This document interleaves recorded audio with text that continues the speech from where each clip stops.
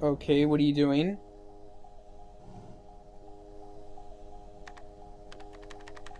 Welcome, York.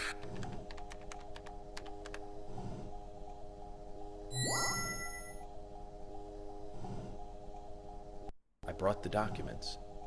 Just what is going on in here? I warned you about haste. Take it slow. You'll lose sight of what's important if you just rush past it. As an agent of the FBI, I'm sure you know. So many people have got it all wrong. They think speed is the key. That being first is the best. They want speed, and are satisfied with what the speed brings. Even if it means that they miss so much on the way, they don't even see that. I see everything that they don't. From here, I see it all. Then, when the time comes, I make use of what I've seen. I can get whatever I want in this way. Anything at all.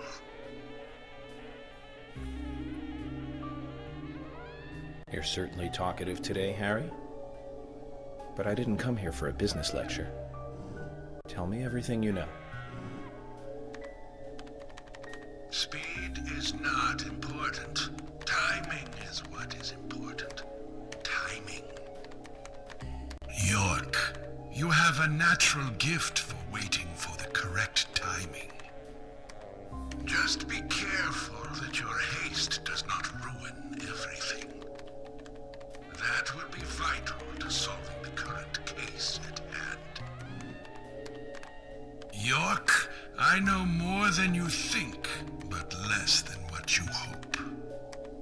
1, you have Nick in custody. 2, Thomas is missing. 3, Carol has a locket that belongs to the murderer. I also know that this case revolves around the red seeds. But that's about it. So you've got an inside line on police information. That reminds me. The victims' tongues were cut out, weren't they? But that's only a minor point. Don't let the shocks blind you to what's more important. That's another business tip. Harry, I'm impressed. You gather information really well. You hacked into the FBI network, too. Amazing. But I didn't come here to hear this. Then let us close the business seminar. It's time for a history lesson instead.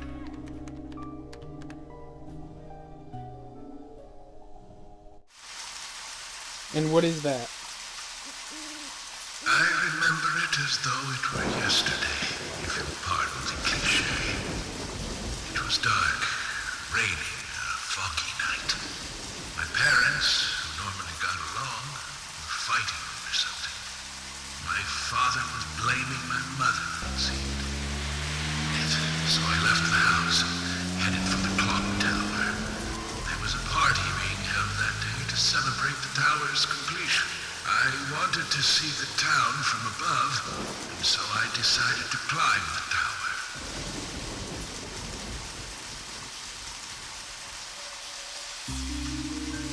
Curious child, and saw it being constructed day after day. I'm not sure why, but I was really drawn to the tower in some way, and that's why I knew. From the pit in the theater, there's a path to the clock tower. They were just cleaning up after the party, so it was easy to get into the theater. I used the secret passage to sneak into the tower. Secret passage? But when I reached the top, I saw something very strange.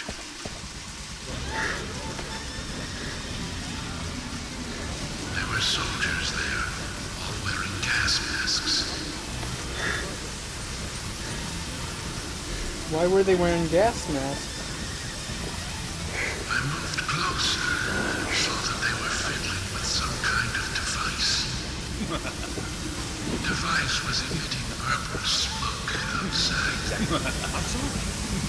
Just then, for the first time, the bell rang throughout the town. I reacted with fear, left the tower as fast as I could.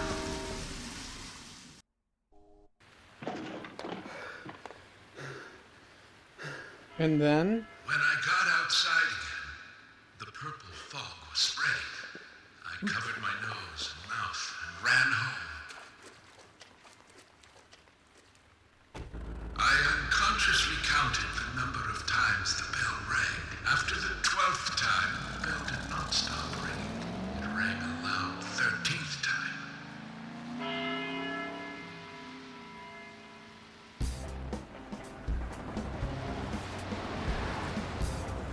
And?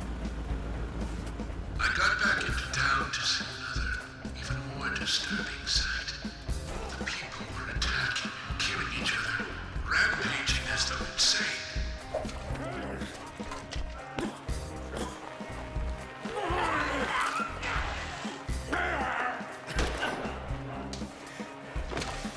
That can't be good. One man, dressed in a red raincoat, was particularly strong. Anybody who attacked him was killed in an instant. I, too, started to feel a violent hate boiling up inside me. I tried, but was unable to suppress it. One word resonated through my head. Kill! Kill! Kill! Without thinking, I took a branch and attacked the man in the raincoat. For a moment, I didn't know what was occurring.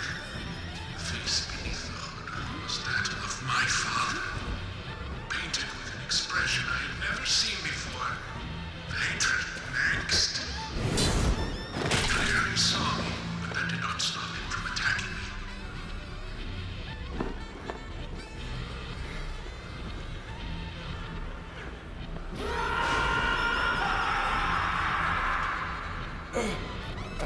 He knocked me out, and I fell to the ground. But I did not die. The following morning, I awoke, surrounded by dead bodies. It wasn't raining anymore, and the purple fog was gone.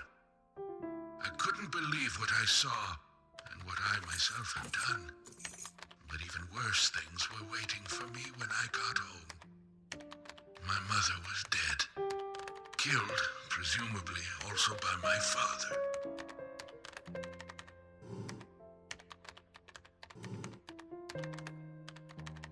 The next day, the town was overrun by military personnel. That's when the gag order was issued. Talking about the incident was unappreciated, a taboo. But even still, people stopped going outside when it rained. Country folk are very patriotic. We never tell our children about what happened. But these things find a way out of even the tightest of lips, in parts. People only speak of the killer in the red raincoat, which is where the legend of the raincoat killer comes from. Quite a story. After the incident, the gas seeped into the soil of the town. Even today, when it rains, a minute amount is released. That's why I never take my mask off when I'm outside. This town is dirty, York. If what you say is true, then the killer is someone who is badly affected when it rains. You need to draw the conclusions, not I. I have no conclusions. Is there a connection between the red seeds and the gas, then? This is just my own presumption. The seeds and the gas have a similar effect on our nervous systems. I believe someone figured that out and decided to use it. Or it could just be nature's way of getting back at us humans.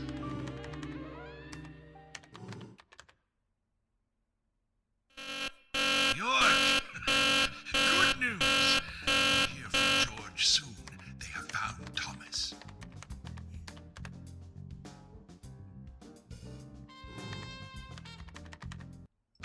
you one last and very important thing. Just as you suspected, everything I have told you is gibberish. I never hacked into the FBI server, and I certainly know nothing about the red seeds. I shall thank you for listening to an old man babble on.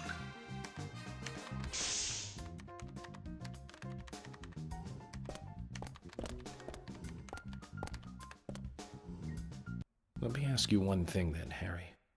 You're a businessman. You must be after something in return for giving me this information. York, at times we must purge things from this world because they should not exist. Even if it means losing someone that you love. But that still does not justify murder. Remember this. Everything changes in form. There isn't a single thing that can maintain its shape for eternity. Overlook this fact, you'll be making a big, big mistake. Why would he use those same lines? And wouldn't that kind of be a trigger for our agent here? Because that seems like... Well, that's the end of that chapter. So, what are we going to do now? What are we going to get into?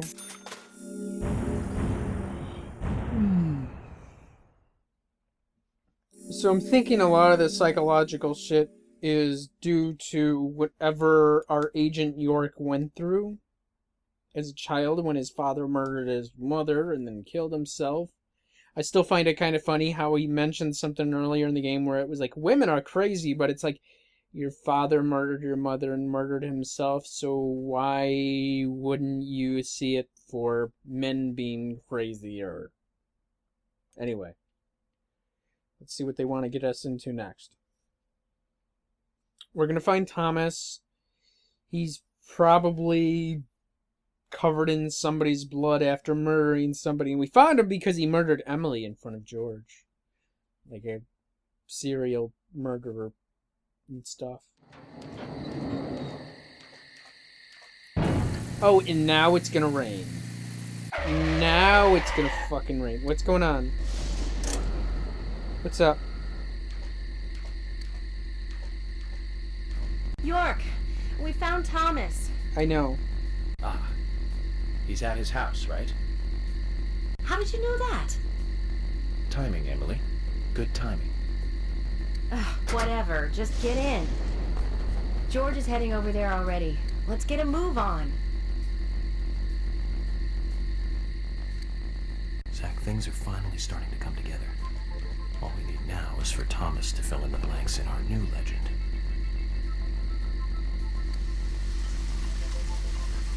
Yeah, what did he do? Or what happened that he started murdering people? Why are we driving this? I want to drive my own. Can we drive my own? Mine should be right here. Here it is. I want to drive mine. Can we drive mine, Emily? Mine is faster and not suckier. I can't. I want to drive my own vehicle, though. Fuck this thing. I forget what it's called. I keep trying to change this. And that's a boost, but I'm not even fucking gonna do that, because fuck that. Okay, where do you want me to go anyway? Where are we going? Since we're going... Oh, we're going to Thomas's house. So... Couldn't we just fast travel over there, too? No? We gotta drive?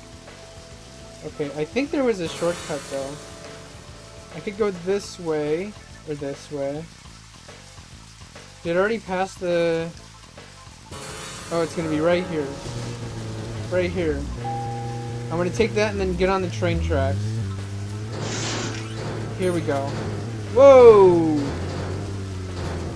Hey, we didn't fuck it up. This is sucking, though. I rather would have driven my vehicle. Alright, hopefully we can get there without a problem. And it's infinite. I can fuck up this shit and not worry as much about it. copy. Wait, no. Did we go this way or did we go the other way? I think we continue the way we're going.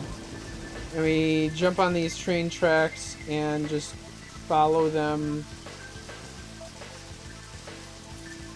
Wait, don't I? Yeah, because you want me to follow the train tracks, right? You took the fucking thing off the map and I couldn't even tell where you wanted it. So I think it's this way.